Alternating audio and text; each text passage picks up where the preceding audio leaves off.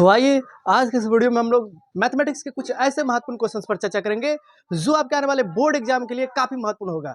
यदि आप लोग इस वीडियो को शुरू से लेकर अंतिम तक देख लीजिएगा तो 100% हम इस बात की श्योर 100% गारंटी देते हैं, जिस अनुसार से हम बताएंगे उसी अनुसार से आपको सेम टू सेम क्वेश्चन आपको देखने को मिलेगा। इसलिए हम पे थोड़ा कम सही, जितना हो सके आप भरोसा करके जितना हम यहाँ पे कंटेंट दे रहे हैं उन सारे क्वेश्चंस को आप लोग जरूर प्रैक्टिस कीजिएगा। तो यहाँ पे देखिए, सबसे पहले हम इस वीडियो के अंदर में हमने द्विघात समीकरण से ऑब्जेक्टिव लेने का प्रयास किया है। हो सकता है यहाँ पे चाहे ऑब्जेक्टिव के रूप में चाहे सब्जेक्टिव के रूप में आपको क्वेश्चन देखने को मिलेगा, श्योर है। जिस अनुसार से हम यहाँ पे आपको बताने की कोशिश करेंगे, अगर आप लोग बस उतना तैयारी कर लीजिएगा आपको कहीं पर भी दिक्कतें नहीं आएगी एग्जाम में। खास करके गणित के अंदर में आपको कहीं पर भी समस्याएं नहीं आएगी, बशर्ते आपका ध्यान होना चाहिए बोर्ड के अंदर में, और जिस जो टॉपिक को हम टच कर रहे हैं उस टॉपिक पर आपका प्रैक्टिस होना चाहिए। तो चलिए दोस्तों, बिना समय को गवाए हुए अब हम लोग सीधे चलते हैं प्रश्न की ओर, क्योंकि समय बहुत ही कम है। इतने कम समय में आपको मैथमेटिक्स के अंदर में अगर 90+ लाना है तो आपको वीडियो देखना ही पड़ेगा, इसके साथ ही साथ आपको प्रैक्टिस करना ही पड़ेगा। चलिए यहाँ देखिए, पहला क्वेश्चन लिए हैं 2x² + kx + 3 = 0 में k का मान ज्ञात कीजिए जिसके दो बराबर मूल हो। यहाँ देखिए कह रहा है कोई भी कांस्टेंट दे सकता है, कोई भी वेरिएबल दे सकता है। यहाँ पे k ले लिया वेरिएबल, k का मान ज्ञात करने के लिए p भी ले सकता है। k और p जनरल इसी में लेता है। तो 2x² + kx + 3 = 0 में k का मान ज्ञात कीजिए जिसके दो बराबर मूल हो। बराबर मूल कब होता है? जब विवेचक का मान 0 होता है, यानी कि जब d = 0। d का मतलब क्या हुआ? विविक्तकार। विविक्तकार या इसी को हम लोग कहते हैं विवेचक। d का मतलब क्या हुआ? विविक्तकार या विवेचक। यानी कि जब d का मान 0 आ जाता है तो उस स्थिति में बराबर मूल होता है। दो बराबर मूल कब होगा? जब d का मान क्या होगा? 0 का दो बराबर मूल। दो बराबर मूल कब होता है? जब d का मान 0। d का फॉर्मूला क्या होता है? d का फॉर्मूला हो गया आपका b² - 4ac = 0। सबसे पहले देखिए यहाँ पे d बराबर क्या होता है? b² - 4ac = 0, यानी कि d का मतलब विवेचक। विवेचक को ही हम लोग अन्य नाम से जानते हैं विविक्तकार से, विविक्तकार। तो d का फॉर्मूला b² - 4ac। अब देखिए यहाँ पे इस समीकरण के अंदर में देखिए यहाँ पे 2x² + kx + 3 = 0। यहाँ देखिए x² के बगल में जो रहता है a हो गया, ये b हो गया, ये c, a b c। a का मान कितना है? 2 है। b का मान कुछ नहीं है, तो कुछ नहीं, यहाँ पे b का वेरिएबल है तो है। k का मान ज्ञात करने के लिए कह रहा है। x के बगल में जो रहेगा वो b होगा। c का मतलब कांस्टेंट, कांस्टेंट का मतलब अचर। यहाँ देखिए a का मान क्या हो जाएगा? a का मान 2, b का मान k और c का मान 3। अब इन सभी मानों को यहाँ पे पुट कर देंगे।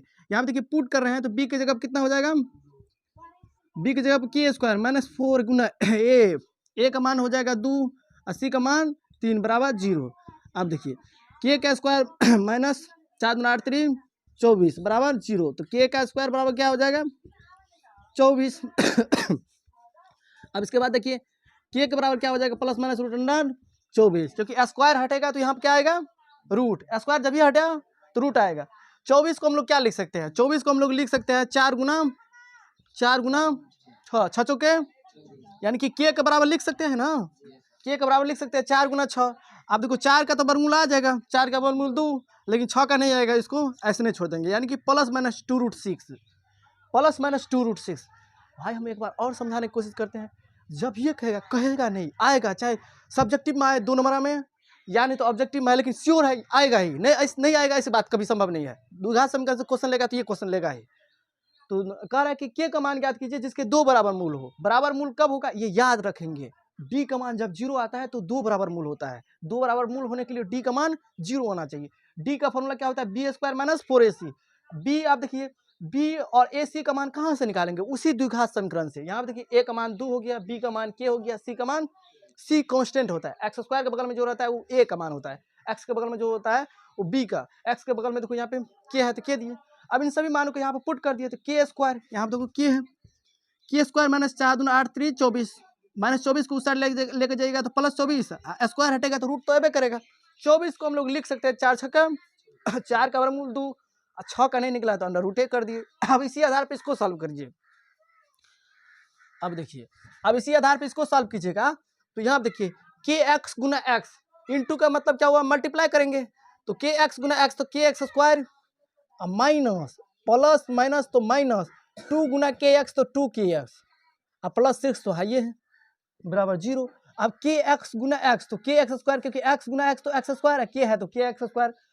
2 गुना के एक्स, तो अब माइनस है तो माइनस 2kx प्लस 6 बराबर 0। इसमें भी कह रहा है के का मान ज्ञात कीजिए, बनेगा। अभी कुछ कुछ ऐसे सवाल होते हैं जिसमें आपको माथा लगाने की जरूरत नहीं है, वो भी उस पर भी चर्चा करेंगे जिसमें आसानी से आ जाएगा। 30-35 नंबर ऑब्जेक्टिव लाने में यहाँ पे कोई प्रकार की दिक्कत नहीं होगा, कोई नहीं दिक्कत होगा। थोड़ा अच्छा क्वेश्चन लेकर के आप देखो, इसमें देखो ए का मान क्या हो जाएगा के, बी का मान क्या हो जाएगा -2k, सी का मान तो 6 ही है। अब यही सब मान को यहाँ पे पुट करेंगे, आंसर निकालेंगे। जल्दी लिखिए इसको। चलिए फिर उसी तरह का बात है, फिर कह रहा है कि एक्स स्क्वायर -2kx प्लस 6 बराबर 0 के 2 बराबर मूल है। 2 बराबर मूल है तो के का मान ज्ञात कीजिए। इस तरह से दे देगा कि एक्स स्क्वायर -2kx प्लस 6 बराबर 0 के 2 बराबर मूल है तो के का मान ज्ञात कीजिए। धैर्य रखिए, टेंशन मत लीजिए। देखिए यहाँ पे के एक्स स्क्वायर है ना, के एक्स स्क्वायर -2kx प्लस 6 बराबर 0। यहाँ पे देखिए ए का मान क्या हो जाएगा के, बी का मान क्या हो जाएगा -2k और सी का मान 6 हो जाएगा। अब इन सभी मानों को यहाँ पे पुट करेंगे। 2 बराबर मूल कब होगा, जब डी का मान 0 होगा। डी का फॉर्मूला क्या होता है, बी स्क्वायर माइनस 4ac, हमेशा डी का मान यही होगा। आप देखो यहाँ पे बी स्क्वायर, बी की जगह पर कितना है -2k है तो -2k का स्क्वायर करेंगे। -2k का स्क्वायर किए -4 गुना ए का मान के है तो के देंगे, और सी का मान 6 है तो 6 देंगे बराबर 0। तो 2 दूना 4, 4k स्क्वायर, 4k का स्क्वायर, 2 का स्क्वायर के का स्क्वायर, 2 का स्क्वायर 4 के का स्क्वायर तो के स्क्वायर माइनस 6 चौका 24k बराबर 0। तो 4k स्क्वायर बराबर कितना हो जाएगा 24k, यही ना होगा। आप देखिए बाबू के स्क्वायर से यहाँ पे एक के कट जाएगा तो 4k बराबर कितना हो जाएगा 4 छक्का, यहाँ देखिए कितना विद्यार्थी को हो सकता है दिक्कत। 4k स्क्वायर बराबर कितना है 24k है। अब चलो भाई के स्क्वायर बराबर मान निकालिएगा तो 24k/4, यही ना, 4 छक्का 24, यानी कि के स्क्वायर बराबर 6k। आप देखो बाबू समीकरण में क्या होता है, लेफ्ट राइट अगर कटने वाला रहता तो काट देंगे। यहाँ देखो के स्क्वायर का मतलब के गुना के स्क्वायर का मतलब के गुना के बराबर 6 गुना के से के उड़ गया, यानी कि के का मान कितना हो जाएगा 6 हो जाएगा। दूसरे नंबर प्रश्न का सही आंसर क्या हो जाएगा के का मान 6 हो जाएगा ना। हम आशा करते हैं इसको आप लोगों ने सीख लिए होंगे। फिर एक बार हम आपको बताने की कोशिश करते हैं, कभी भी इस तरह का बात आ जाए और आएगा ही, कहेगा कि 2 बराबर मूल हो, 2 बराबर मूल हो तो यहाँ पर तुरंत डायरेक्ट डी बराबर 0 करेंगे, बी स्क्वायर माइनस 4ac। अब क्या करेंगे, बी ए सी का मान कहाँ से निकालेंगे, समीकरण से। देखो यहाँ पे ये ए का हो गया, हमेशा ये ए हो गया, ये बी हो गया, ये सी हो गया, ए बी सी। यहाँ पर भी ए बी सी। अब इन सभी मानों को यहाँ पुट करेंगे, फिर इसके बाद तो कैलकुलेशन करना है। 2 का स्क्वायर कितना हो जाएगा 4k स्क्वायर माइनस 4 चौका 24। अब 24 को इस साइड लेके जाइएगा, माइनस है तो प्लस हो जाएगा। अब के स्क्वायर का मान निकालिएगा तो 24/4, 4 छक्का 24 यानी कि के स्क्वायर बराबर 6k। आप देखो के स्क्वायर में 2 के है ना, एगो के काट दिए, क्योंकि समीकरण में क्या होता है लेफ्ट राइट अगर कटने वाला रहता है, RHS LHS में कटने वाला रहता है तो कट जाता है। तो हम आशा करते हैं सीख लिए होंगे। के का मान क्या हो गया 6 हो गया। आप देखिए दूसरा नंबर क्वेश्चन भी इंपॉर्टेंट है। इस तरह का क्वेश्चन नहीं आए तो हमारे चैनल को अनसब्सक्राइब कर दीजिए, आएगा बना के नहीं आया तब पीटेंगे ना, कह दीजिए। इस वीडियो के देखने के बाद अगर मैथमेटिक्स में 50 में 50 ऑब्जेक्टिव नहीं आएगा तो हमको कह दीजिएगा, जो सर ये आपको पढ़ाने नहीं आता, आप कुछ से कुछ पढ़ा दिए। अब चलिए विविक्तकार या विवेचक, विविक्तकार या विवेचक का फॉर्मूला क्या होता है, इसको डिनोट करते हैं डी से, सूचित करते हैं डी से। इसका फॉर्मूला क्या होता है बी स्क्वायर माइनस 4ac। वो तो वहाँ पे बराबर मूल था ना, तो उसके लिए डी बराबर 0। कंडीशन ये है अगर बराबर मूल आता है तो उस स्थिति में डी का मान विवेचक का मान 0 आता है, तब वहाँ पे डी का मान 0 जी। लेकिन कहेगा विवेचक निकालने के लिए या विविक्तकार निकालने के लिए, विविक्तकार याद नहीं तो विवेचक, या नहीं तो कभी कभी पूछ सकता है डिस्क्रिमिनांट, यानी कि यही देगा, यही जनरली देगा डिस्क्रिमिनांट। इसका अंग्रेजी क्या होता है डिस्क्रिमिनांट। अब देखिए अब डी बराबर बी स्क्वायर माइनस 4ac। अब ए का मान यहाँ पे कितना है 3 हो गया, ये ए है, ये बी है, ये सी है, सी का मान 1/3। आप देखिए बाबू तो कितना हो जाएगा, बी का मान -2 है तो इसके जगह पर -2 देंगे, -2 का स्क्वायर -4 गुना ए का मान कितना है 3 है तो 3 दिए, सी का मान कितना है 1/3 है तो 1/3 दिए। आप देखिए 3 से 3 -2 का जो स्क्वायर कीजिएगा तो 4 है ना, 4 में से 4 गया 0, यानी कि डी का मान 0 आ गया। हो सकता है नहीं आएगा, एक क्वेश्चन शॉर्ट में आएगा 2 नंबरिया में, दे देगा कोई द्विघात समीकरण, उसमें पूछेगा मूलों की प्रकृति ज्ञात कीजिए। यहाँ जो तीसरा नंबर जो क्वेश्चन लिए, कोई द्विघात समीकरण दे देगा, उसमें कहेगा मूलों की प्रकृति ज्ञात कीजिए। तो हमेशा क्या करेंगे, मूलों की प्रकृति ज्ञात करने के लिए डी निकालेंगे। अगर डी का मान 0 आ जाएगा तो मूलों की प्रकृति क्या लिखेंगे, मूल की प्रकृति क्या लिखेंगे, मूल की प्रकृति, मूल की प्रकृति क्या लिखेंगे बाबू,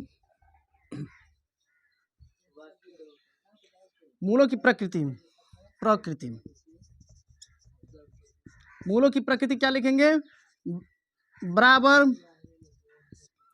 और वास्तविक।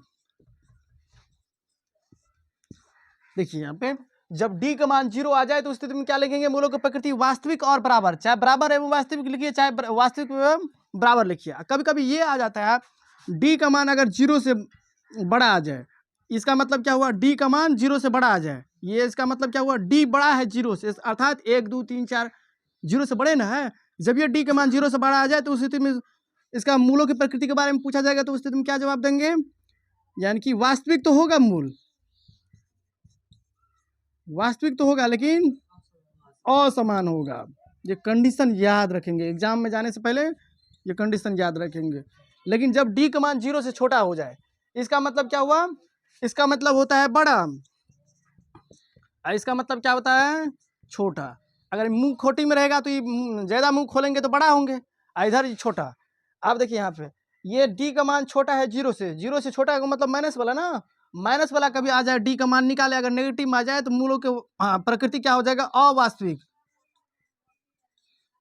अवास्तविक मूल निकलेगा ही नहीं, सर्वप्रथम मूल निकलेगा ही नहीं। जब ये डी का मान नेगेटिव आ जाए तो उस स्थिति में लिखेंगे मूलों का निकालना यहाँ पे संभव नहीं है, क्यों, क्योंकि डी का मान नेगेटिव आ रहा है, अवास्तविक आ रहा है। कितना भी आप प्रयास कीजिएगा मूल न करना निकलेगा, नहीं कि नहीं निकलेगा ना। तो हम आशा करते इसको भी आप लोगों ने समझ लिए होंगे ना। मूलों की प्रकृति वो लिख नहीं पाए, हम एक बार और लिख देंगे, 2x² - 3x + 5 = 0 के मूलों की प्रकृति ज्ञात कीजिए। मूलों की प्रकृति जब ये कहेगा डायरेक्ट क्या करेंगे, डी निकालेंगे, डी का मान b² - 4ac, इसको लिख लीजिए, विवेचक का फॉर्मूला लिख लीजिए। तो विवेचक जल्दी लिखिए रामाचंद, विविक्तकार, ये फॉर्मूला हो गया। आप देखिए यहाँ पे b का मान कितना है, -3 का स्क्वायर -4 × 2 × 5 3 3 9 -4 2 8 5 40, तो यहाँ पे कितना हो जाएगा, -31, ये -31 हो गया ना, 3 3 9 4 2 8 5 40, -31 हो गया। यहाँ पे देखिए आप मूलों की प्रकृति के बारे में हम आपको यहाँ पे लिख देते हैं स्टार पॉइंट में, उसको ध्यान रखना है। मूल की प्रकृति, मूल की प्रकृति क्या हो जाएगा, डी का मान यहाँ पे आ गया 0 से छोटा है, 0 से छोटा आ जाएगा तो मूल की प्रकृति क्या हो जाएगा, अवास्तविक। चाहे अवास्तविक बोलिए चाहे काल्पनिक बोलिए, बात एक ही है। मूल तो पहली बात इसका निकलेगा नहीं, जब ये नेगेटिव आ गया तो मूल नहीं निकलेगा। और डी का मान जब ये 0 आ जाएगा तो वास्तविक होगा। अब मूल कैसा होगा, दोनों मूल समान होगा, समान अर्थात बराबर। डी का मान अगर 0 से बड़ा आ जाएगा, वास्तविक तो होगा मूल लेकिन असमान होगा ना। इतने सारे बातों को ध्यान में रखना है आपको, यहाँ से क्वेश्चन जरूर है एग्जाम में देखने को मिलेगा ना। विवेचक का फॉर्मूला याद कर लीजिए, आपको ये दोनों क्वेश्चन, तीनों क्वेश्चन तो विवेचक के बाद आया था। के का मान ज्ञात कीजिए जिसके लिए 2 बराबर मूल है, क्या बोलो ना, 3 नंबर को फिर से समझाएंगे। अब देखो ए का मान यहाँ कितना है, ए 2 है, बी 3 है, सी।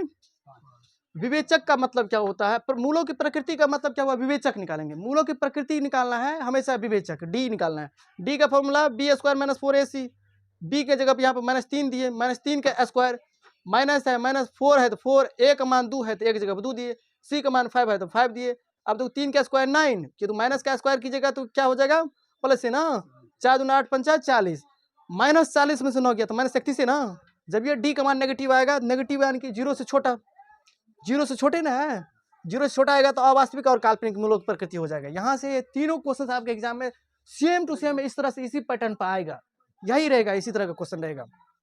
कौन एक द्विघात समीकरण है या नहीं है, ये क्वेश्चन भी आता है आपके एग्जाम में। एक क्वेश्चन आएगा निम्नलिखित में कौन एक द्विघात समीकरण है या त्रिघात समीकरण, लेकिन जो आता है वही ना, कुछ भी पूछ सकता है, लेकिन एगो क्वेश्चन रहता है पहचानिए कि द्विघात है कि त्रिघात है, लेकिन 100% में 99% क्वेश्चन रहता है निम्नलिखित में कौन एक द्विघात समीकरण है कि नहीं है, यही पूछा जाता है। अब त्रिघात पूछे पंचघात पूछे तो उससे क्या मतलब है, वो भी बन जाएगा जब द्विघात को पहचान लीजिएगा।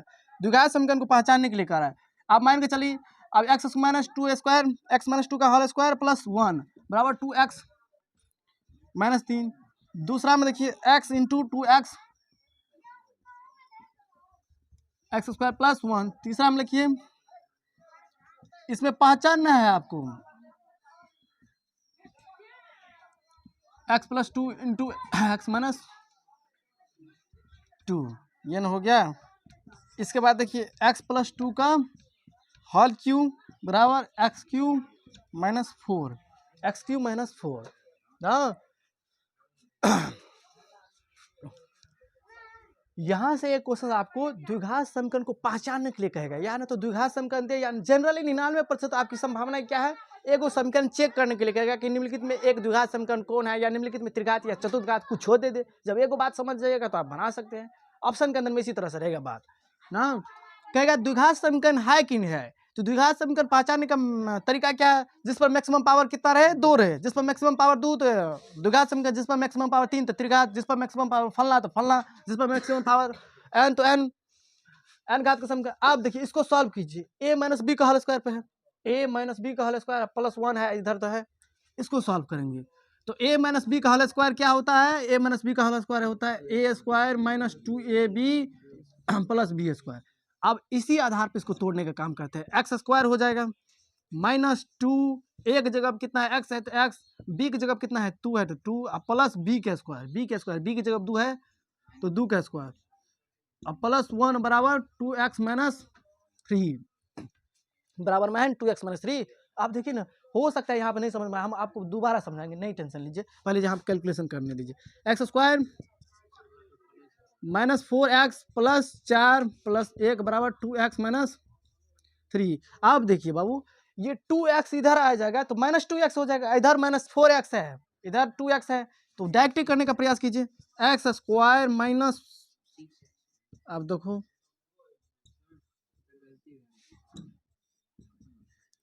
आप देखिए, हम क्या आप यहाँ पे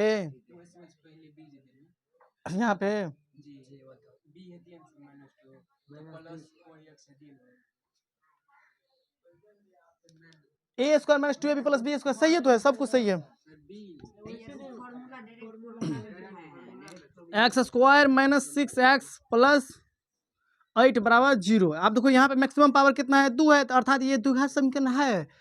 हो सकता है यहाँ पे आपको दिक्कत हो बेसिक में, a माइनस बी का होल स्क्वायर याद रखेंगे, a square minus 2ab plus B square, हमेशा इसको a मानेंगे, इसको b मानेंगे। देखो यहाँ पे a स्क्वायर है, a स्क्वायर की जगह पे देखो x है तो x का स्क्वायर, माइनस है तो माइनस 2 है तो 2 दिए, एक जगह पे x है तो x दिए, b की जगह 2 है तो 2 दिए, प्लस b का स्क्वायर है, b की जगह 2 है तो 2 का स्क्वायर, मान लो कि इस आधार पे क्या किए, इसको बिठा दिए।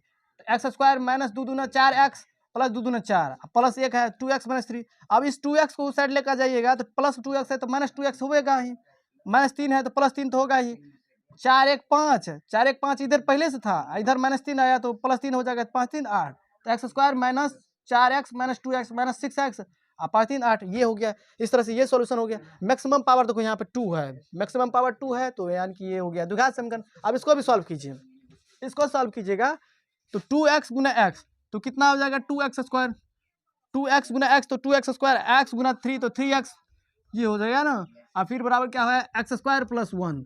अब एक्स स्क्वायर प्लस 1 को इधर लेकर आइए बराबर के इस साइड, 2x स्क्वायर को minus x square plus 3x minus 1 बराबर 0। तो 2x स्क्वायर में से एक्स स्क्वायर जाएगा तो एक्स स्क्वायर हो जाएगा प्लस 3x माइनस 1 बराबर 0। यहाँ पर भी मैक्सिमम पावर क्या आ गया द्विघात, यानी कि मैक्सिमम पावर 2 है तो यानी कि ये भी द्विघात समीकरण होगा। बोलो कैसे, 2x गुना x तो 2x गुना x तो 2x स्क्वायर, 3 गुना x तो 3x। आप देखो यहाँ पे एक्स स्क्वायर प्लस 1 है बराबर के इस साइड ना भी है, अगर उस साइड लेके जाइएगा तो रख रहे हैं क्या, एक जात को एक जात के साथ रख रहे हैं। देखो यहाँ पे एक्स स्क्वायर वाला यहाँ पे है तो एक्स स्क्वायर वाला को डायरेक्ट यहाँ पे उठा के रख दिए। आप देखो 3x है तो 3x, फिर प्लस 1 है तो माइनस 1 हो जाएगा, क्योंकि एक्स स्क्वायर प्लस में है तो उस साइड जाएगा तो माइनस 1 हो जाएगा। 2x² में से x² गया तो एगो x² बचा प्लस 3x - 1। यहाँ पर भी मैक्सिमम पावर क्या आ रहा है 2 आ रहा है, इसका मतलब ये भी द्विघात समीकरण है। बात को समझिए। आप देखिए इसके बाद देखिए इसके बाद ये वाला देखिए, इसको जो मल्टीप्लाई कीजिएगा तो x गुना x तो x² हो जाएगा, प्लस x गुना 1 तो x हो जाएगा, और प्लस 8 तो यहाँ पर ये है। अब इसको सॉल्व कीजिए। आप देखिए यहाँ पे a plus B into A minus B है, a plus B into A minus B का मतलब क्या हुआ a square minus B square, a square minus B square का मतलब क्या हुआ। आप देखो इसको जो सॉल्व करेंगे रामाचल समझिए, यहाँ पे हो सकता है x गुना x तो x² प्लस x गुना 1 तो x प्लस 8 तो है ये है। और जब देखो सब कुछ सेम रहे, चिन्ह विपरीत है, तो उसका फॉर्मूला क्या होता है a square minus B square. आप देखो x का स्क्वायर करेंगे डायरेक्ट, x का स्क्वायर माइनस 2 का स्क्वायर। आप देखो यहाँ पे x² प्लस x प्लस 8 बराबर x² माइनस 4। x² से x² समीकरण के दोनों तरफ अगर कोई सेम रहे तो वो कट जाता है तो क्या हो जाएगा, तो x प्लस 8 प्लस 4 बराबर 0। क्यों किए, क्योंकि -4 को इस साइड लेकर आइए, तो x प्लस इस पर मैक्सिमम पावर 2 नहीं है, अर्थात ये द्विघात समीकरण नहीं है, ये छोटा पकड़ा गया द्विघात समीकरण। तो ये द्विघात समीकरण नहीं है, तो ये कौन समीकरण है, रैखिक समीकरण है। रैखिक समीकरण का मतलब क्या हो, जिस पर पावर 1 हो, अब जिस पर जितना पावर उतना घात का समीकरण। अगर नहीं कुछ है तो 1 तो पावर आता है, तो रैखिक समीकरण 2 पावर रहेगा तो द्विघात, 3 मैक्सिमम, ज्यादा से ज्यादा अगर 3 रहेगा तो त्रिघात। ये सब पूछता है ऑब्जेक्टिव के रूप में, आसान आसान क्वेश्चन सब। चलिए उतार लीजिए। आप देखिए चौथे नंबर सवाल को सॉल्व कीजिए। यहाँ पे इसको भी पहचानना है आखिरकार ये द्विघात समीकरण है कि नहीं है। देखो यहाँ पे x प्लस 2 का हल क्यू है, तो a प्लस बी का हल क्यू क्या होता है, a cube plus B cube plus 3a² b plus 3ab square, यही ना होता है। a प्लस बी का हल क्यू यही होता है। अब इसी आधार पर हम लोग बनाने का प्रयास, इसको सॉल्व करते हैं। देखो यहाँ पे a प्लस बी, इसको मान लीजिए a, इसको मान लीजिए b, तो एक जगह पे क्या हो जाएगा, एक जगह पे x हो जाएगा, तो x का क्यूब प्लस b का क्यूब, b की जगह 2 है तो 2 का क्यूब प्लस 3 तो फॉर्मूले में है, 3 फॉर्मूले में है ना, a², एक जगह पे x है तो x का स्क्वायर इंटू b की जगह 2 है तो 2 दिए, प्लस 3 एक जगह पे x है तो x देंगे, b² b की जगह पे 2 है तो 2 का स्क्वायर। अब इसको सॉल्व कीजिए, अब बराबर क्या हो जाएगा x³ माइनस 4 गई ना। तो यहाँ पे देखिए x³ प्लस 2 का क्यूब 8, 3 दूना 6 x²। आप देखो 2 दूना 4 अतिया 12x बराबर x³ माइनस 4। समीकरण में अगर लेफ्ट राइट सेम रहता है तो इसका मतलब अब मैक्सिमम पावर 2 ही ना बचा, इसका मतलब ये द्विघात समीकरण होगा। 6x² प्लस 12x प्लस 8 इधर आ जाएगा तो 6² प्लस 12x प्लस 12 बराबर 0, इसका मतलब ये द्विघात समीकरण होगा। इस तरह से एक क्वेश्चन ऑब्जेक्टिव के लिए 100% श्योर है, यहाँ से रहेगा क्वेश्चन ना, इसको तैयारी कर लेना है।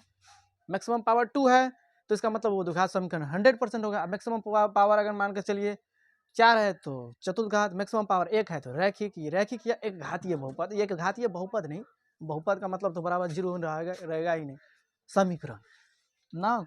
इतने सारे बात को आपको ख्याल रखना है। अब देखिए एपी के अंदर में घुसने का प्रयास करते हैं। बस द्विघात समीकरण के अंदर में एगो विवेचक निकालने के लिए सीख जाइए, एगो के का मान निकालने के लिए सीख जाइए जब 2 बराबर मूल हो, और एगो क्या कहेगा, एगो मूलों की प्रकृति। और इसको एगो यहाँ पे क्या क्वेश्चन पूछा जाएगा, आपको द्विघात समीकरण है कि नहीं है। बस 3-4 को क्वेश्चन याद कीजिए, समझिए। याद क्या करना, गणित के अंदर में याद थोड़ी किया जाता है, हो सके भूल चूक में इधर उधर बात बोल दे तो उसको माफ कीजिएगा।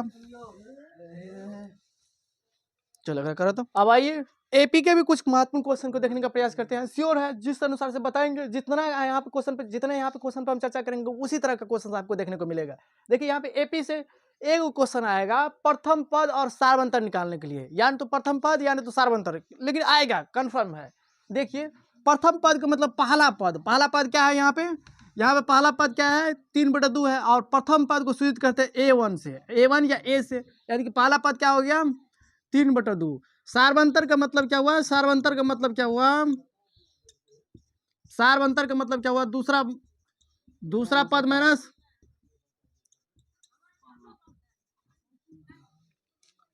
सार्वंतर का मतलब क्या हुआ, दूसरा पद माइनस पहला पद, दूसरा पद में से पहला पद घटाएंगे। सार्वंतर का मतलब क्या हुआ, दूसरा पद माइनस पहला पद। सार्वंतर का मतलब हमेशा दूसरा पद माइनस पहला पद। दूसरा पद ये है 1/2, पहला पद ये है 2। अब देखिए 2 कैल्शियम तो 2 ही ना होगा, तो 1 - 3 हो गया, तो -2/2, यानी कि सार्वंतर क्या आ जाएगा इसका, -1 आ जाएगा। इसी आधार पे 2 क्वेश्चन और ले लीजिए, 1-2 क्वेश्चन की सहायता से। 2 हो गया, 5 हो गया, 8 हो गया, इसके बाद 11 हो गया, डॉट डॉट। इसमें कहेगा कि पहला पद, तो पहला पद क्या हो जाएगा, a = 3 हो जाएगा। पहला पद को यानी कि प्रथम पद को a से डिनोट करते हैं। सार्वंतर देखो यहाँ पे a का मान क्या हो जाएगा, 2 हो जाएगा ना। और डी सार्वंतर का मतलब क्या हुआ, दूसरा पद माइनस पहला पद, दूसरा पद माइनस पहला पद, दूसरा पद माइनस पहला पद, यानी कि 5 - 2 यानी कि 3 हो जाएगा। तो एक क्वेश्चन आएगा सार्वंतर और एक क्वेश्चन आएगा पहला पद। एपी, किसी भी एपी के अंदर में पहला पद को A1 या A से डिनोट करते हैं, चाहे A1 बोलिए, हाँ। सार्वंतर सार्वंतर को स्मॉल डी से सूचित करते हैं, स्मॉल डी ना। किसी भी एपी का सार्वंतर क्या हो सकता है, कोई एपी का सार्वंतर पॉजिटिव, नेगेटिव और जीरो दोनों हो सकता है, नेगेटिव, पॉजिटिव और जीरो, शून्य तीनों हो सकता है ना। किसी एपी का सार्वंतर धनात्मक, ऋणात्मक या शून्य तीनों हो सकता है। इसके साथ ही साथ ये भी ध्यान में रखेंगे, सूची की प्रत्येक संख्या क्या कहलाती है। सूची का मतलब देखो यहाँ पे, जब बहुत ज्यादा संख्या एक ही जगह रहे, 5, 6, 7, 8, 9, 10, 11, सूची की प्रत्येक संख्या क्या कहलाती है, सूची की प्रत्येक संख्या क्या कहलाती है, एक पद कहलाती है। सूची की प्रत्येक संख्या एक पद कहलाती है। कई बार एग्जाम में ऑब्जेक्टिव के रूप में आ जाता है, सूची की प्रत्येक संख्या पद कहलाती है। कई बार क्या लिखा जाता है, एपी का परिभाषा ही पूछ देता है, जब कोई संख्या, जब कोई अनुक्रम किसी निश्चित नियम के तहत लिखे जाते हैं, उसे हम लोग क्या कहते हैं, समांतर श्रेणी। किसी निश्चित नियम के तहत आप मान के चलिए, किसी में जोड़ रहे हैं, 2 जोड़ रहे हैं तो सब में 2 जोड़ेंगे। अब जोड़ घटा रहे हैं 3 तो सब में 3 घटाएंगे। अब जिस निश्चित नियम का मतलब किसी एक पैटर्न के तहत एक माइनस घटाव कर रहे हैं तो -1 सब में घटाव करेंगे। सेम चीज कोई चीज लेकर करेंगे तो इसका मतलब क्या हुआ, वो एपी हो जाएगा। जब कोई अनुक्रम किसी निश्चित नियम के तहत लिखे जाते हैं उसे हम लोग क्या कहते हैं, समांतर श्रेणी। समांतर श्रेणी का मतलब एपी, एपी का मतलब अर्थमेटिक प्रोग्रेशन। जैसे कि मान के चलिए समांतर श्रेणी, आप मान के चलिए कोई सीढ़ी हम लोग को निर्माण करते हैं तो समांतर में देते हैं ना, एक निश्चित पैटर्न के तहत देते हैं ना। ठीक उसी तरह से यहाँ पर भी गणित के अंदर में भी है क्या, समांतर श्रेणी। यहाँ देखिए 2, 3, 5, 5, 3, 8, 8, 3, 11, तीनों जोड़ रहे हैं सब में। जब इस तरह का बात आ जाए, कई बार निम्नलिखित में कौन एक एपी नहीं है, ये भी आएगा, एपी नहीं है, आप पहचानिए। तो यहाँ पे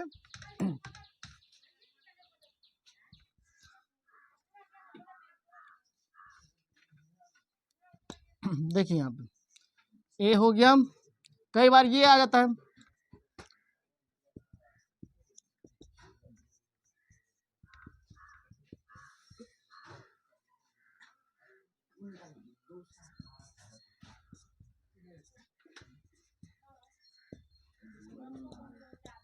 अब देखिए इसके अंदर में पूछेगा निम्न में कौन एक एपी है, निम्न में कौन एक एपी है या निम्न में कौन एक एपी नहीं है। एपी का मतलब क्या हुआ, समांतर श्रेणी कौन नहीं है। तो समांतर श्रेणी कहेगा पहचानने के लिए उस स्थिति में देखेंगे सबका कॉमन डिफरेंस सेम आ रहा है। जिस एपी के अंदर जिस अनुक्रम को हम चेक करेंगे इसको कहेंगे अनुक्रम या सूची। अगर उसको चेक करेंगे सब जगह एक ही संख्या जुड़ेगा, एक ही संख्या घटेगा, तो इसका मतलब वो एपी में होगा। 2, 2, 4, 2, 6, 2, 8, इसका मतलब सब जगह एक ही तरह का हो रहा है, तो इसका मतलब ये समांतर श्रेणी है। अब एक जगह का बात नहीं होगा, इधर उधर वाला बात होगा, कभी यहाँ कभी वहाँ, तब उसका मतलब 1, 2, 3, 2, 5, 2, 7, 2, ये भी तो एक ही तरह का है। 1, 9, 16, या देखिए यहाँ पे 8, देखो 8, 9, 9, 6, 9, 7, 16, कभी इधर, तो इसका मतलब यहाँ पे सेम रेशियो नहीं है, ये एपी नहीं होगा, बाद बाकी सब एपी होगा। देखो यहाँ 12 में से 10 2 गया तो 10, 10 में से 2 गया 8 में 2 गया, घट रहा है तो सेमे घटना चाहिए, जुड़ रहा है तो सेमे जुड़ना चाहिए, तब तो वो किसी निश्चित पैटर्न को फॉलो कर रहा है। और जब किसी निश्चित पैटर्न को फॉलो करेगा इसका मतलब वो एपी है, और जो निश्चित नियम को फॉलो नहीं करेगा इसका मतलब वो एपी नहीं है। इसका मतलब सी नंबर ऑप्शन सही हो जाएगा। निम्न में कौन एक एपी नहीं है, सी नंबर ऑप्शन सही है। एक क्वेश्चन आएगा, हाँ, निम्न में कौन एपी नहीं है। सार्वंतर कहेगा निकालने के लिए तो दूसरा पद माइनस पहला पद, सार्वंतर कहेगा दूसरा पद माइनस पहला पद। 10वां पद कह रहा है ज्ञात करने के लिए, तो 10वां पद या कहनऊ पद कहेगा ज्ञात करने के लिए, उसके फॉर्मूला है an = a + n - 1 × d, यही ना है। an = a + n - 1 × d। an का मतलब यहाँ पे क्या हुआ, पदों की संख्या, तो कितना पद, 10वां पद। n का मतलब यहाँ पे कितना दिया है, यहाँ n का मतलब दिया है 10, a का मतलब कितना दिया है, a का मतलब पहला पद दिया है 2, d का मतलब दूसरा पद में से पहला पद, तो कितना हो जाएगा 5। अब इन सभी मानों को क्या करेंगे, इसमें पुट कर देंगे ना। 10वां पद कहेगा ज्ञात करने के लिए, nवां पद क्या है ज्ञात करने के लिए, किसी भी चीज का पद कहेगा ज्ञात करने के लिए, तो क्या करेंगे कुंदन, an बराबर a plus n minus 1 into 10वां पद 20वां पद, किसी भी चीज का पद कहेगा निकालने के लिए डायरेक्ट ये फॉर्मूला ध्यान रखेंगे। तो an की जगह तो रखना पड़ेगा 10, a10 बराबर a का मान कितना है, तो a का मान 2 है तो 2 रखें, प्लस 10 माइनस 1 इंटू डी का मान कितना है, तो 2 प्लस 10 में से 9, 9 पंचम 45, यानी कि 47 हो जाएगा, यानी कि 10वां पद क्या हो जाएगा 47 हो जाएगा। इसी अनुसार से जब बढ़ते रहेगा तो 10वां पद के जगह पर क्या हो जाएगा 47 हो जाएगा। हम आशा करते हैं इसको आप लोगों ने एक बेहतरीन तरीका सीख लिए होंगे। फिर से बताना पड़ेगा, चलिए यहाँ पे 10वां पद, nवां पद जब ये कहेगा nवां, इसको क्या पढ़ेंगे nवां पद, nवां पद का formula a plus n minus 1 into D. a का मतलब पहला पद, n का मतलब पदों की संख्या, पदों की संख्या यहाँ पे देखिए 10 है, 10वां पद यानी कि पदों की संख्या 10 है, तो n का मान 10, n की जगह पे 10 रख दिए, a का मान 2 है तो 2 रख दिए, d का मान 5 है तो d की जगह 5 रख दिए, फिर इसके बाद कैलकुलेशन 2, 10 में से 9, 9 पंचा 45, 2 47। इतनी सारी छोटी छोटी बातों को जानते हुए आपको आगे बढ़ना है, बढ़िए, अभी बहुत आगे जाना है हमको। 21, 18, 15 में कौन सा पद माइनस 81 होगा, कौन सा पद, जब ये कहेगा कौन सा पद तो हमेशा कहेंगे nवां पद, कौन सा पद nवां पद, कौन सा पद nवां पद, बार बार कह रहे हैं, इसी तरह का क्वेश्चन आएगा, ये वीडियो शूटिंग इसलिए कर रहे हैं ताकि प्रूफ दिखा दें। कौन सा पद nवां पद, माना कि कौन सा पद जब ये कहेगा तो कह देंगे यहाँ पे माना कि एपी का nवां पद, माना कि एपी का nवां पद क्या है -81 है, यानी कि nवां पद को सूचित करते हैं an से, nवां पद को किससे सूचित करते हैं an बराबर क्या होता है a plus n minus 1 into D. nवां पद -81 है तो nवां पद -81 है, दे लीजिए। कौन सा पद, जब ये बार बार हम तभी से 10 बार बोल रहे होंगे कम से कम, nवां पद जब ये कहेगा तो nवां पद -81, nवां पद को किससे सूचित करते हैं an से, और इसका फॉर्मूला क्या होता है a plus n minus 1 into D बराबर क्या हो जाएगा -81 हो जाएगा ना बाबू। अब यहाँ देखिए a का मान कितना हो जाएगा 21 प्लस, अब देखिए यहाँ पे कौन सा पद, तो कौन सा पद तो हमको निकालना ही है, n माइनस 1 इंटू डी का मान कितना हो जाएगा 18 में से 21 घटाइए, 18 2 20 21 -3, डी का मतलब क्या हुआ दूसरा में से पहला घटाइएगा तो -3 आ जाएगा, तो यहाँ पे बाबू क्या रखेंगे -3 बराबर -81 ना, चलिए -81 हो गया। अब क्या करेंगे 21 -3n लेके मल्टीप्लाई कीजिए तो -3n हो जाएगा, माइनस +3 बराबर -81, ये हो गया। अब 21 3 24, 24 को उस साइड लेके जाइए, देखो ना 21 3 24, 24 को उस साइड लेके जाइए बाबू, यहाँ पर देखिए क्या हो जाएगा -3n बराबर कितना हो जाएगा -81 और -24, यहाँ देखिए -3n बराबर कितना हो जाएगा 4 1 5 8 2 10 -105, ये माइनस माइनस कट गया, n का मान क्या हो जाएगा 105 बटा 3 3 9 3 5 15, यानी कि n का मान हो जाएगा 35।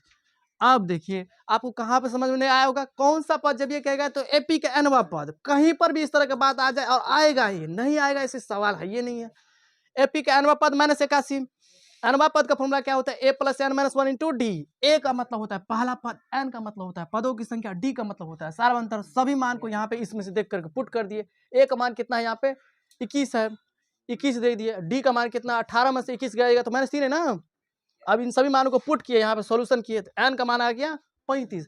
अगर बाय चांस कभी भी n का मान भिन्न रूप में आ जाए तो उस स्थिति में कहिएगा n का मान यहाँ पे एपी में सार्वंतर में भिन्नात्मक नहीं हो सकता है। एपी का मान अब मान कर चलिए एपी कहता है चलना है तो सेम चलिए, दू जा रहे तो दू आधा आधी मत चलिए ना, इस तरह के एपी का मान अगर एपी में गएंगे 2 जाएंगे 3 जाएंगे 5 जाएंगे या 2 4 6 इधर जाएंगे 1 जाएंगे 1.2 जाएंगे 1.3 जाएंगे, नहीं एपी में पद की संख्या कभी भी भिन्नात्मक रूप में नहीं आ सकता है, पद की संख्या हमेशा आएगा जो भी पूर्णांक में रहेगा, पूर्णांक में चाहे माइनस में रह सकता है प्लस में रह सकता है, ये बात हम चल सकते हैं। पीछे जा सकते हैं, आगे जा सकते हैं, कहिएगा एक आधा ये नहीं है। एपी में पदों की संख्या कभी भी नेगेटिव में आ जाए तो उस स्थिति में कहिएगा ये इस एपी का ये कोई भी पद इतना नहीं हो सकता है, क्योंकि पद का मान एपी में भिन्नात्मक रूप में नहीं आ सकता है। इतना बात समझ लिए। अब चलिए, अब कह रहा है 2 अंक वाली कितनी संख्या 3 से विभाज्य है। आशा करते हैं यहाँ पे लिखिए पहले। अब देखिए बाबू, यहाँ पे 2 अंक वाली कितनी संख्या 3 से विभाज्य है। अगर आप इस प्रश्न को समझ जाइएगा तो ये भी प्रश्न बना लीजिएगा। और इसी टाइप का आपके प्रश्नवाली के अंदर में, आपके इस चैप्टर के अंदर में, यानी कि एपी चैप्टर के अंदर में बहुत ज्यादा सवाल है। 2 अंक वाली, 2 अंक का मतलब क्या हुआ, ये एक 3 हो गया, एक 5 हो गया, एक 7 हो गया, ये सब क्या है, 2 अंक वाली एक संख्या है ना। 2 अंक, एगो दूगो एगो दूगो एगो दूगो, ये 2 अंक वाली संख्या है। कह रहा है 2 अंक वाली कितनी संख्या 3 से विभाज्य है। 3 से विभाज्य होने वाली 2 अंक वाली संख्या है। तो 2 अंक वाली संख्या कहाँ से स्टार्ट होता है, 10 से। 10, 11, 12। अब 2 अंकों वाली संख्या लेंगे, कैसे संख्या लेंगे, 2 अंक तो संख्या होना चाहिए, लेकिन वो 2 अंक की संख्या कैसे होना चाहिए, 3 से कटना चाहिए। तो 12 हो गया, 15 हो गया, और डॉट डॉट 18 हो गया, और डॉट डॉट 99। 99 भी क्या कर रहा है, 3 से कट रहा है। 33 दिया। तो यहाँ तक 2 अंक वाली कितनी संख्या 3 से विभाज्य है, 3 से कटने वाली है। तो 2 अंक वाली संख्या तो 10 से प्रारंभ होता है, 10 तो लेंगे नहीं भी, 11 तो नहीं लेंगे क्योंकि ये 3 से नहीं कट रहा है। तो लेकिन 12, 15, 18 ले सकते हैं। ऐसे ऐसे कहाँ तक ले सकते हैं, 99 तक। 100 तो नहीं ले सकते हैं, 102 भी नहीं ले सकते क्योंकि वो 3 अंक हो जाएगा। हमको तो चलना है 2 अंक तक। अब क्या करेंगे, ए का मान 12, डी का मान 3, अब ए एन का मान 99। भाई ए एन का मान 99 क्यों लिए, ए एन का मतलब क्या होता है, एनवा पद। एनवा पद का मतलब क्या होता है, अंतिम पद। एनवा पद का मतलब क्या हुआ, एनवा पद का मतलब क्या हुआ, अंतिम पद। यहाँ पर क्या नाम है रे, पुनर्मा। तो ए एन का मतलब क्या हुआ, दिया है 99। ए एन का मतलब दिया है 99, अंतिम पद का मतलब ए एन। ए एन का फॉर्मूला क्या होता है, A plus N minus 1 into D बराबर 99। ए का मान कितना है, 12 है तो 12 प्लस एन का मान कितना है, एन का मान निकालना ही है। अरे चुट्टा नहीं तो 99, डी का मान 3। अब चलिए बाबू, 3n माइनस 3 बराबर 99 ना। 3 गुना n तो 3 है ना, 3 गुना 1 तो माइनस है तो -3। अब क्या करेंगे बाबू, अब क्या करेंगे, 12 में 3 गया, 12 में 3 गया 9, और 9 उस साइड जाएगा तो क्या हो जाएगा, 3n बराबर क्या हो जाएगा बाबू, 9 प्लस में है ना, उस साइड जाएगा तो 99 माइनस 9, तो कितना हो जाएगा, 3n बराबर 90। n का मान कितना हो जाएगा, 30। यानी कि 2 अंक वाले कितनी संख्या 3 से विभाज्य है, तो 2 अंक वाली कुल टोटल 30 गो संख्या है। 30 गो संख्या है जो क्या कितना से कटता है, 3 से विभाज्य है। 2 अंकों वाले कितना संख्या 3 से विभाज्य है, तो डायरेक्ट याद कर लेंगे 30। एग्जाम में आता है 2 अंक वाले कितनी संख्या 3 से विभाज्य है, 30। 2 अंक वाली कितनी संख्या, ये बदलेगा नहीं। ब्रह्मांड की कोई भी शक्ति आ जाए, ये 30 को संख्या काउंटिंग करेगा जो 3 से विभाज्य होगा 2 अंक वाली ना। हाँ चलिए बाबू, अब इसी आधार पर आप देखिए यहाँ पे 3 अंक वाली कितनी संख्या 7 से विभाजित है। 3 अंक वाली कितनी संख्या, तो 3 अंक वाली संख्या कहाँ से प्रारंभ होता है, 100 से। 100 मतलब क्या, 1 गो 2 गो 3 गो, 101, 1 गो 2 गो 3 गो, यानी कि 3 अंकों वाली कितनी संख्या कहाँ से प्रारंभ होती है, तो 100 से। तो 100 तो लेंगे नहीं क्योंकि 7 से तो ये कटेगा नहीं, 101 भी नहीं ले सकते हैं। तो कौन सी संख्या है 3 अंकों वाली संख्या जो कटेगा, 105 कटेगा, इसके बाद 112 कटेगा, डॉट डॉट कहाँ तक कटेगा। अगर आपको डॉट डॉट कहाँ तक कटेगा इसमें दिक्कतें आ रही है तो उस स्थिति में 3 अंकों की सबसे बड़ी संख्या। अब हम यहाँ पे आपको ये सिखाने की कोशिश कर रहे हैं, हम ये जानते हैं 3 अंकों की संख्या सबसे बड़ी संख्या 999। 3 अंकों की सबसे बड़ी संख्या क्या होती है हम जानते हैं 999। हमको मालूम नहीं है 999 क्या से 7 से कटेगा, तो उस स्थिति में 7 लेके उसमें भाग दे देंगे। देखो किसी भी संख्या के बारे में अगर हमको कहेगा कि अंतिम मालूम है, अंतिम के बारे में मालूम है कि वो 999 है, और 999 पता नहीं है जी 7 से कटेगा कि नहीं कटेगा, तो उस स्थिति में 999 7 लेके भाग देंगे। तो 7 का 9 में 7 गया 2, 7 चौका 28, 9 में 60 गया 1, 7 चौका 28, यानी कि 7 दूना 14, और 9 में 4 गया 5, यानी कि शेषफल क्या आ गया 5। अगर मानकर चलिए ये शेषफल इसमें घटा देंगे तो जरूर है कटेगा 7 से। हमारे कहने का मतलब क्या हुआ, 105, 112। अब आगे जो कटे, ये 15 7 105, 16 7 हाँ 17 17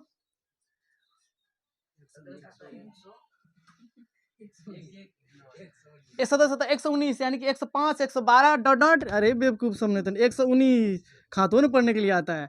और डॉट डॉट कहाँ तक? 3 अंकों वाली सबसे बड़ी संख्या क्या होती है? 999। और 999 700 तो कट नहीं रहा है, तो शेषफल आया 5। 5 घटाइए 999 में से कितना हो जाएगा? 994। 994 सच में 7 से कटेगा? देखो ना, 7 एकान 7, 9 में 7 गया 2, 9 7 चौका 28, 7 7 दूना 14, तो 994 हो गया। अब देखिए बाबू यहाँ पे क्या करेंगे, यहाँ पे क्या हो जाएगा? ए का मान क्या हो जाएगा? 105। अब 105, डी का मान क्या हो जाएगा? 7, 7 5 12। अब देखिए ए एन का मतलब क्या हो जाएगा? 994। अब क्या करेंगे? ए एन का मतलब क्या हुआ? 994। A plus N minus 1 into D बराबर 994। तो 105, ये सवाल तो हम सीखना चाहिए। 105 प्लस 7n माइनस 7, तो 994। अब देखिए यहाँ पे क्या करेंगे? 105 में से 7 घट जाएगा, तो 105 में से 7 गया 15 में से 7 गया 8, 98। यानी कि क्या लिख सकते हैं इसको बाबू? इसको यहाँ पे लिख सकते हैं 98 प्लस 7n बराबर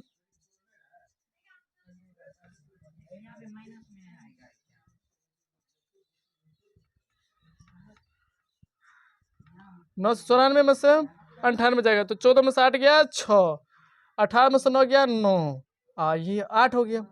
एन का मान निकालिएगा तो 896/7 हो जाएगा ना? हो सकता है आपको दिखाई ना दे, तो कितना हो जाएगा? 7 एकान 7, 7 एकान 7, 1 हो गया 7 दूना 14, 7 8 56। कितना हो जाएगा? एन का मान 128 हो जाएगा, यानी कि 128 इसका सही आंसर आ जाएगा। यानी कि 3 अंकों वाली कितनी संख्या? तो 128 संख्या जो है 128 टोटल संख्या होगा जो 7 से विभाज्य होगा। इसको एक बार और समझा देते हैं। 3 अंकों वाली संख्या कितनी संख्या है जो 7 से विभाज्य है? 3 अंकों वाली संख्या तो स्टार्ट हो जाता है 100 से, 101 102 103, ये सब कटेगा नहीं। 105 कट रहा है, 112 कट रहा है, 119, ये भाई पता कैसे चल रहा है? जब देख रहे हैं नहीं कटने वाला है तो 15 7 105, 16 7 112, 17 7 119, ऐसे ऐसे करके 999 तक हो गया। 3 अंक की बड़ी संख्या, तो 999 तो कटेगा नहीं, तो 999 में 7 लेकर भाग दिए, जो शेषफल आएगा उसी शेषफल को घटाएंगे तो 994 आएगा। 7 से लेकर भाग दिए तो 999 में कितना है? 5 शेष। 5 जब घटा देंगे तो शेष आ रहा है, तो शेष तो नहीं बचेगा, शेष नहीं बचेगा, इसका मतलब 0। ये हो गया। अंतिम पद दिया है कितना? 994। अंतिम पद यानी कि एनवा पद A plus N minus 1 into D, बाद बाकी यहाँ पे कैलकुलेशन मान को पुट कर दिए हैं, निकल गया। चलिए अब देखिए बाबू, 10 एवं 2.5 के बीच में 4 के कितने गुणज है? 4 के कितने गुणज का मतलब 4 खाद से कटने वाली संख्या 10 और 2.5 के बीच में। तो 10 और 2.5 के बीच में 10 के बाद अगला संख्या 9, अभी 10 के बाद अगला संख्या 11, 11 1 12, 12 4 से कटेगा, 12 हो गया, 4 तिया 12, 4 चौका 16, 4 पंचा 20, और डॉट डॉट डॉट डॉट 2.5 के बारे में तो हमको नहीं मालूम है 4 से कटेगा, तो 2.5 में से में भाग दे देंगे, जो शेषफल आएगा वो घटा देंगे। 4 छक्का 24, 4 दूना 8, 10 में से 8 गया 2, घटाइए, इसका मतलब क्या हो? 2 शेष आ रहा है, इसका मतलब 2 शेष यहाँ पे घटा देंगे तो इसका मतलब पूरा पूरी कट जाएगा ना। तो 4 अंकों वाली कितने, देखो यहाँ पे क्या कर रहा है, 4 के कितने गुणज? तो 10 और 2.5 के बीच में अंतिम संख्या कौन है जो 4 से कटेगा? तो 248 है ना, 248 है। अब देखिए बाबू, ये अंतिम पद हो गया। अंतिम पद कितना है? ए एन का मतलब 248, ए एन का मतलब हो गया A plus N minus 1 into D बराबर 248। यहाँ देखो ए का मान कितना है? 12 प्लस एन तो निकालना ही है बाबू आपको, 16 में से 12 गया 4 बराबर 248, तो 12 प्लस 4 एन माइनस 4 बराबर 12 में से 4 गया 8,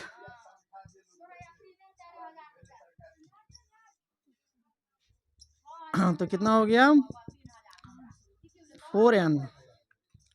4n बराबर 240। एन का मतलब क्या हुआ? 4 छक्का, एन का मतलब 60 ना आया था। तो यानी कि यहाँ देखिए इस तरह का क्वेश्चन बाय चांस आ जाए। अब 2-3 को क्वेश्चन तो हम रिवीजन करा दिए। 10 और 2.5 के बीच में 4 अंकों वाली, मतलब 4 अंकों वाली नहीं, सॉरी, बल्कि 10 और 2.5 संख्या के बीच में कितनी ऐसी संख्या है जो 4 से कट जाएगा? तो 10 और 2.5 के बीच में, तो 10 11 तो नहीं कटेगा, 4 से 12 कटेगा, तो 12 16 भी कटेगा, 20 भी कटेगा, इसके बाद 24 भी कटेगा। इस तरह से करते करते 250 तक के अंदर में 250 तो नहीं कटेगा, तो 250 से पहले 249 भी नहीं कटेगा, 248 कट रहा है। तो यानी कि 12 और 16 20 और इतने के बीच में कितनी संख्या है, तो 60 संख्या है, जो कि 4 का गुणज है, जो कि 4 संख्या से कटेगा, 4 खाप से कटेगा। 4 से कटने वाले ऐसी कितनी संख्या है 10 और 250 के बीच में, तो 60 है। हम आशा करते हैं इसको समझ लिए होंगे ना, नहीं समझे होंगे कमेंट कीजिएगा। 40 धन पूर्णांकों का योग ज्ञात कीजिए।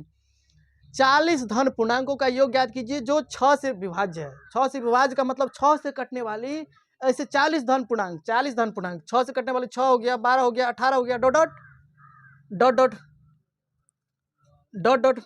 अब 40 को धन पूर्णांक, हमको धन पूर्णांक का मतलब n का मान दे दिया है 40। योग का फॉर्मूला क्या होता है, योग का फॉर्मूला क्या होता है, अब ये अगला टाइप आ गया। अगला टाइप योग का फॉर्मूला क्या होता है, SN। SN को सूचित करते हैं, योग के लिए हम लोग सूचित करते हैं SN को ना। SN का फॉर्मूला क्या होता है बाबू, प्लस n-1 इंटू SN बराबर n/2 into 2a plus n-1 into D. SN बराबर n/2 2a plus n-1 into D, यही ना। अब क्या करेंगे बाबू, n का मान कितना है, n का मान यहाँ पे है कितना, कह रहा है कि 40 को धन पूर्णांक लीजिए, यानी कि n का मान कितना है 40 है। 40 को धन पूर्णांकों के योग ज्ञात कीजिए, यानी कि धन पूर्णांक मतलब 40 पदों की, 40 पदों का या 40 धन पूर्णांक का। यहाँ पे n का मान कितना है 40, तो n की जगह 40 रखेंगे। 40 y2 इंटू 2 गुना a का मान कितना हो जाएगा 6। d का मान कितना हो जाएगा, 12 में से 6 गया, 12 में से 6 गया। अच्छा जाने का प्लान है क्या, 12 में से 6 गया। आज तुम जाओ, किसी को हम लगे हैं ना। तो 40 में से गया 39, 39 से गुना 6 कीजिए, न छाका 54, 6 18 2 20 3 23 ना। तो बाबू योग का मतलब क्या हुआ, ऐसे नहीं लगेगा। तो 2 से 34 12, ए का मतलब क्या हुआ पालापन। अच्छा बता देते हैं, 4 2 6 फॉर्मूला लिखे हैं, 4 2 6 4 2 6 3 1 4। तो 2 से 46 दूना कितना हो जाएगा, 6 दूना 12 4 2 8 1 9 2 2 4।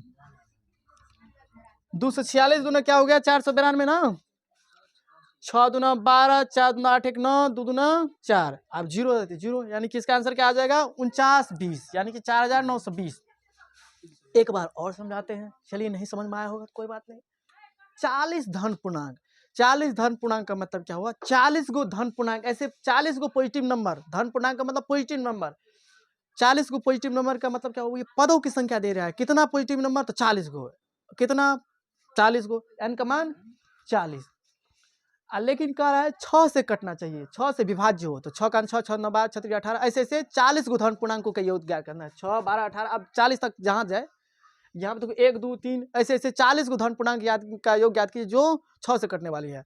तो n का मतलब 40। योग जब ये कहेगा बाबू, हमेशा योग को प्रदर्शित करते हैं SN से। SN का फॉर्मूला होता है n/2 into 2a plus n-1 into D. a का मान 6, d का मान 12 में से 6 गया 6।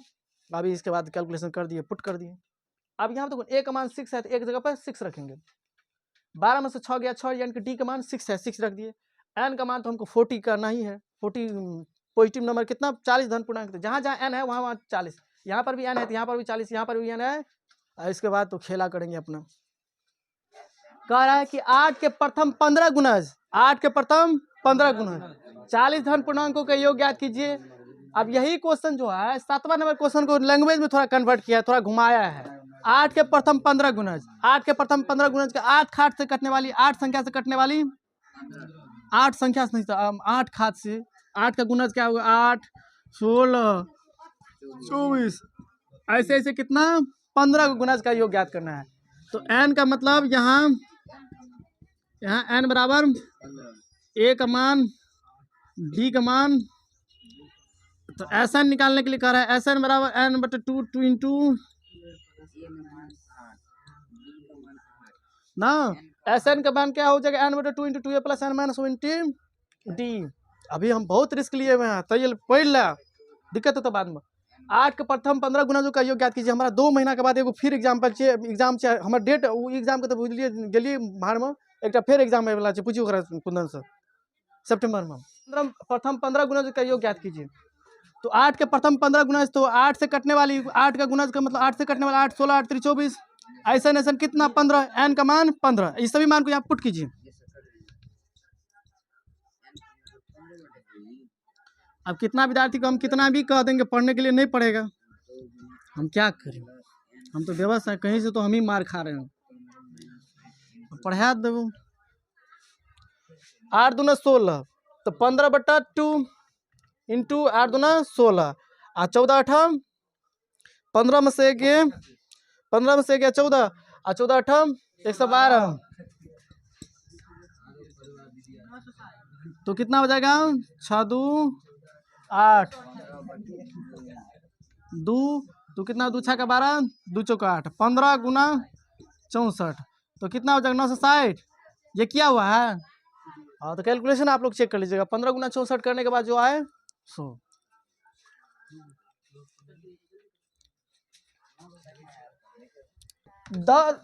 यहाँ देखिए 0 और 50 के बीच में कितने विषम संख्या है? देखो यहाँ पे कह रहा है कि 0 और 50 के बीच में, 0 और 50 के बीच में कह रहा है विषम संख्या का योग ज्ञात कीजिए। तो 0 और 50 के बीच में तो 0 1 हो गया, इसके बाद हो गया 3 हो गया, इसके बाद 5 हो गया, डॉट डॉट 49 तक ना। तो यहीं तक में कह रहा है कि विषम संख्या का योग ज्ञात कीजिए। तो 1 से लेके 49 तक के बीच में कितना विषम संख्या है वो न पहले कलेक्ट करना पड़ेगा, एन का मान निकालना पड़ेगा। आखिरकार 0 और 50 के बीच में कितनी विषम संख्या है वो न निकालना पड़ेगा। नंबर ऑफ ऑड नंबर पता करना पड़ेगा 0 और 50 के बीच में। तो 0 और 50 के बीच में 1 3 5 7 9 इसी तरह से आएगा विषम संख्या, और कहाँ तक जाएगा 49 तक। ए एन का मतलब क्या हुआ? ए एन का मतलब हो गया 49। A N A plus N minus 1 into D बराबर 49। ए का मान हो गया 1 प्लस एन माइनस 1 इंटू, तो कितना हो जाएगा 1 प्लस 2 एन माइनस 2 बराबर, तो बाबू यहाँ पे समझो 49 प्लस, तो जो एन का मान क्या हो जाएगा 25। आप पता चल गया 0 और 50 के बीच में कितना विषम संख्या है 25। आप डायरेक्ट क्या करेंगे, छोंक देंगे वहां पे। छोंकेंगे का मतलब क्या हुआ, ऐसा निकाल लेंगे। चलिए अच्छा चलिए 1 3 हो गया, 5 हो गया, 7 हो गया। पहला पद 1 है इसलिए एक जगह पे 1 लिखिए, सार्वंतर 2 है तो इसलिए सार्वंतर की जगह पर डी मतलब सार्वंतर जगह पर 2 रखेंगे। तो कितना हो जाएगा बाबू 25/2, 2 प्लस 24 गुना 48, तो कितना हो जाएगा 25 गुना 25 यानी कि 725 है ना, 48 2 50 25, ये हो गया। यही हो जाएगा इसका आंसर ना? नहीं।